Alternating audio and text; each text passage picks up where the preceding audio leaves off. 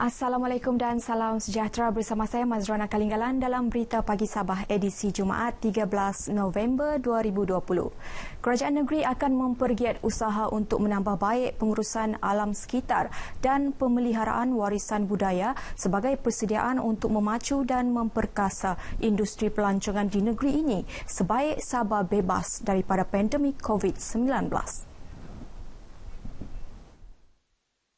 Keindahan dan kekayaan flora dan fauna serta keajaiban alam semula dari negeri ini seperti lautan dan kepulauannya serta gunung-gunung dan hutan simpanannya adalah khazanah yang alam yang tidak terdapat di mana-mana negeri di Malaysia. Yang di-Pertuan Negeri Sabah Tun Dr. Johar Datuk Mahiruddin berucap dalam istiadat pembukaan rasmi mesyuarat pertama, penggal pertama Persidangan Dewan Undangan Negeri DUN Sabah ke-16 di bangunan DUN Kota Kinabalu. Katanya, kerajaan negeri juga akan membangunkan lebih banyak pusat pelancongan termasuk produk dan destinasi pelancongan yang unik di kawasan luar bandar untuk menarik lebih ramai pelancong pada masa hadapan. Selain meneruskan dasar agar kawasan hutan yang mempunyai nilai biologi yang tinggi dijadikan kawasan perlindungan penuh TPA yang tidak kurang daripada 30% keseluruhan keluasan negeri menjelang 2025. Situasi semasa pandemik COVID-19, Sabah mencatatkan 543 pesakit sembuh, 319 kes positif baru, 1 kluster baharu dan 1 kematian semalam. Kes kematian dicatatkan di daerah Tawau. Menteri Kerajaan Tempatan dan Perumahan Sabah, Datuk Seri Panglima Masidi Manjun berkata jumlah keseluruhan kes COVID-19 di negeri ini meningkat kepada 21,767 kes, manakala 2,900 pesakit sedang menerima rawatan, iaitu 714 orang di hospital dan 2,186 orang di pusat kuarantin dan rawatan berisiko rendah. Bilangan pesakit COVID-19 dalam ICU ialah 69 orang dan 20 orang memerlukan alat bantuan pernafasan. 1 kluster baharu turut direkodkan di daerah Kota Kinabalu, iaitu kluster Teluk, mencatatkan sebanyak 30 kes berkaitan dengan pekerja tapak pembinaan di Teluk Likas. Menurut Datuk Masidi, 44.26% daripada 6,551 katil sedang digunakan. Dalam pada itu, Datuk Masidi berkata kerajaan negeri mengalu-alukan sumbangan daripada badan bukan kerajaan, syarikat swasta, pemimpin masyarakat dan orang persendirian. Katanya kerajaan negeri telah membangunkan prosedur operasi standard SOP yang akan diselaraskan oleh Pejabat Timbalan Setiausaha Kerajaan Negeri Pentadbiran. Bagi tujuan tersebut, Datuk Masidi menasihatkan penyumbang yang berada di Sabah hendaklah memaklumkan Pejabat Timbalan Setiausaha Kerajaan Negeri Pentadbiran sekurang-kurangnya 3 hari sebelum penyampaian sumbangan. Manakala bagi penyumbang dari luar negeri Sabah, sekurang-kurangnya 7 hari sebelum penyampaian sumbangan. Sementara penyumbang dari luar negeri Sabah wajib mendapatkan kelulusan khas masuk ke negeri ini sebelum memasuki Sabah daripada Pejabat Hal Ehwal Dalam Negeri dan Penyelidikan.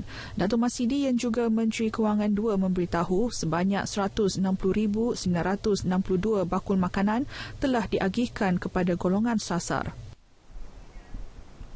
Dalam kenyataan sama, Datuk Masidi memaklumkan kadar pematuhan penduduk terhadap prosedur operasi standard SOP Perintah Kawalan Pergerakan Bersyarat PKPB di Sabah adalah 97.65%.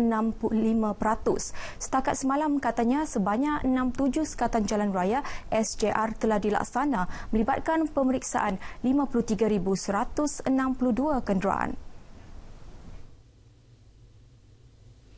Daripada jumlah itu, 119 buah kenderaan diarah berpatah balik dengan 30 kompaun dikeluarkan atas kesalahan melanggar SOP COVID-19.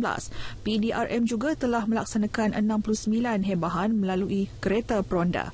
Datuk Masidi berkata 3 daerah mencatatkan kadar pematuhan tinggi, iaitu Kinabatangan dan Sepitang masing-masing 99% dan Kota Kinabalu 98.63%.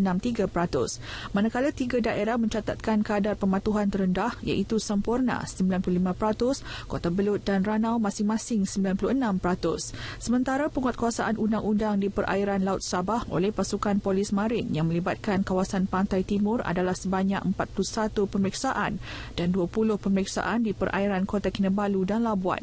Jabatan Bomba dan Penyelamat Sabah pula telah melaksanakan sanitasi di 12 premis di 7 daerah iaitu Semporna, Bluran, Kota Kinabalu, Pinampang, Kota Marudu, Kinabatangan dan Tawau.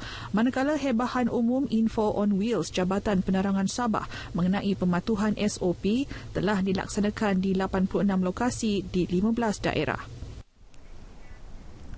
Angkatan Tentera Malaysia ATM melibatkan Batalion ke-22 Regimen Askar Melayu Diraja dan Regimen 516 Wataniah yang berpangkalan di Kem Sri Kinabatangan Sandakan bersiap siaga digerakkan bertugas bagi pilihan raya kecil PRK Batu Sapi. Panglima 5 Division Major General Muhammad Hafizuddin Jantan berkata anggota berkenaan akan digerakkan sekiranya terdapat kawasan yang dikuatkuasakan Perintah Kawalan Pergerakan diperketatkan PKPD. Menurut Datuk Muhammad Hafizuddin, jumlah keanggotaan terlibat bergantung kepada keperluan dan situasi semasa perkembangan COVID-19 di kawasan tersebut. Jelasnya, penugasan anggota juga berdasarkan atur gerak yang dirancang oleh Pusat Kawalan Operasi Bencana PKOB Sandakan. Masa ini kita belum tetapkan lagi berapa ramai yang akan terlibat. Depending on the situation nanti, dan sekiranya kita tidak mampu untuk membantu dengan kekuatan sedia ada di Sandakan, kita akan rancang untuk mengatur gerakan anggota daripada Tawau maupun daripada Kota Kinabalu lah sekiranya perlu.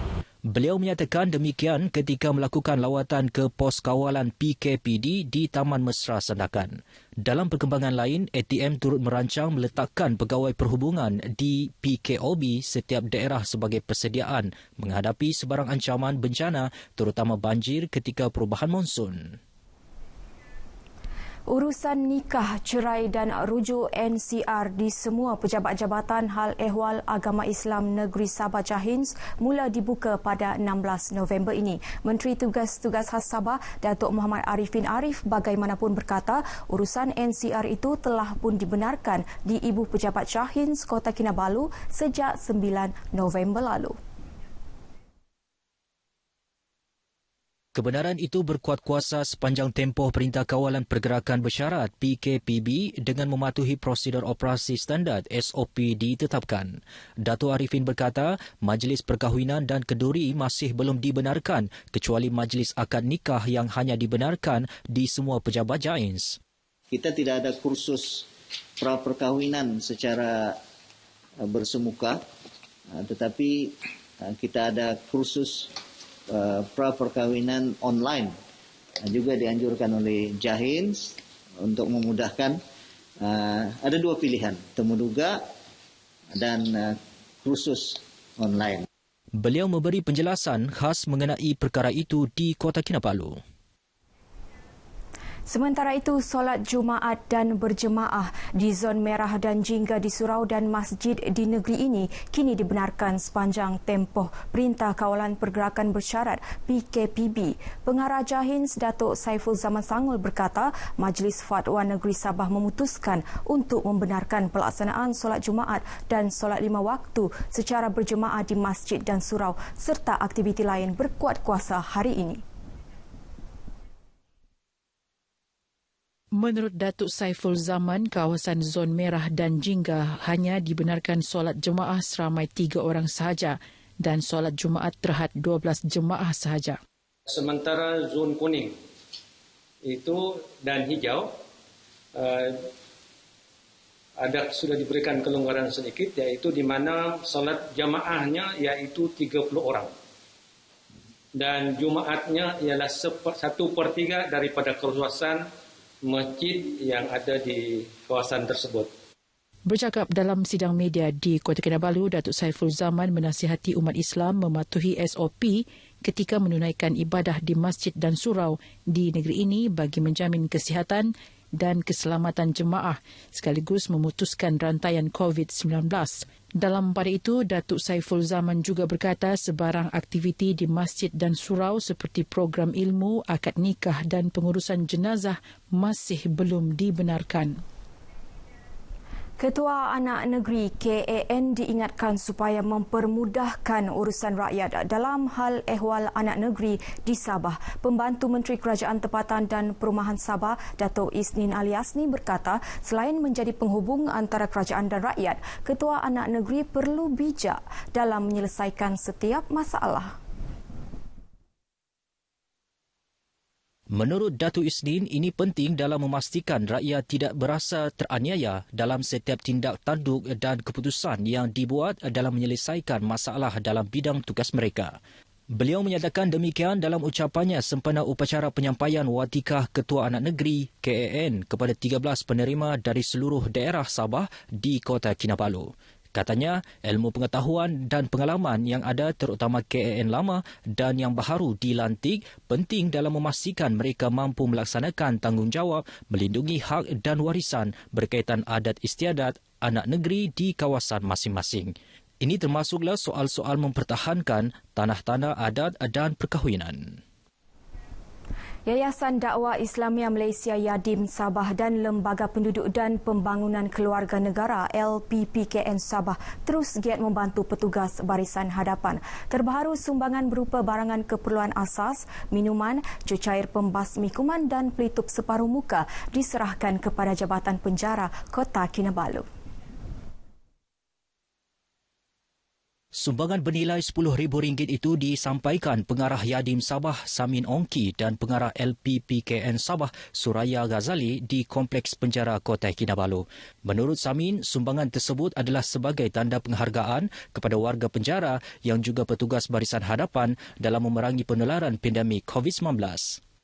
Inilah saja sebahagian kecil daripada tanda terima kasih kami kepada petugas-petugas di Jabatan Penjara ini yang berkorban nyawa untuk memastikan COVID-19 ini dapat diputuskan rantaiannya dan supaya bilangan ataupun kadar kes ini dapat kita turunkan dengan cepat.